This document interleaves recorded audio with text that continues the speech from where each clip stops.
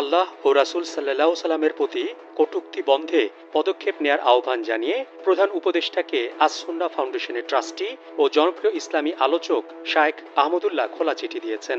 নিজের ফেসবুক পোস্টের মাধ্যমে এ আহ্বান জানান তিনি।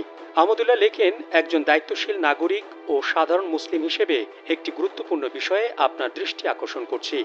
সম্প্রতি কিছু ব্যক্তি ও গোষ্ঠী পরিকল্পিতভাবে ইসলাম ধর্ম, মহান আল্লাহ ও রাসূল সাল্লাল্লাহু আলাইহি ওয়াসাল্লামের প্রতি কটূক্তি ও অবমাননাকর মন্তব্য করছে। আহমদুল্লাহ জানান, এটি সুপরিকল্পিত, দুরভিসন্ধিমূলক, অসৎ উদ্দেশ্য প্রণোদিত এবং সাম্প্রদায়িক সম্প্রীতি বিনষ্টের মাধ্যমে অস্থিতিশীলতা সৃষ্টির অপচেষ্টা বলে মনে হচ্ছে। কোটি মানুষের আস্থার ভালোবাসায় 11 বারের মতো দেশের 1 নম্বর রেফ্রিজারেটর ব্র্যান্ড ওয়ালটন। বিশেষভাবে পাঠ্যপুস্তক পরিমার্জন কমিটির একজন সদস্যের বিরুদ্ধে জনগণের ব্যাপক ক্ষোভ রয়েছে।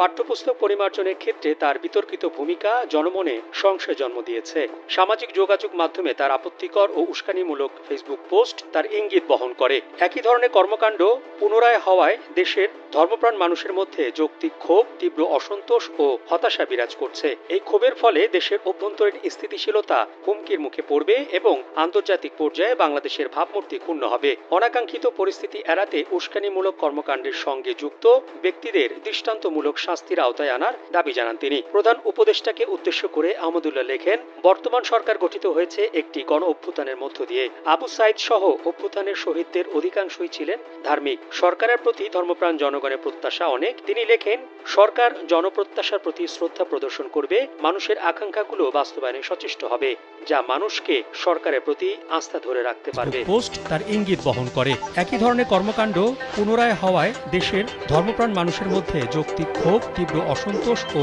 হতাশা বিরাজ করছে। এই ক্ষোভের ফলে দেশের অভ্যন্তরীণ স্থিতিশীলতা হুমকির মুখে পড়বে এবং আন্তর্জাতিক পর্যায়ে বাংলাদেশের ভাবমূর্তি ক্ষুণ্ণ হবে। অনাকাঙ্ক্ষিত পরিস্থিতি এড়াতে উস্কানিমূলক কর্মকাণ্ডের সঙ্গে যুক্ত ব্যক্তিদের দৃষ্টান্তমূলক শাস্তির আওতায় আনার দাবি জানান তিনি। প্রধান উপদেষ্টাকে উদ্দেশ্য করে আহমদুল্লাহ লেখেন, বর্তমান সরকার গঠিত হয়েছে একটি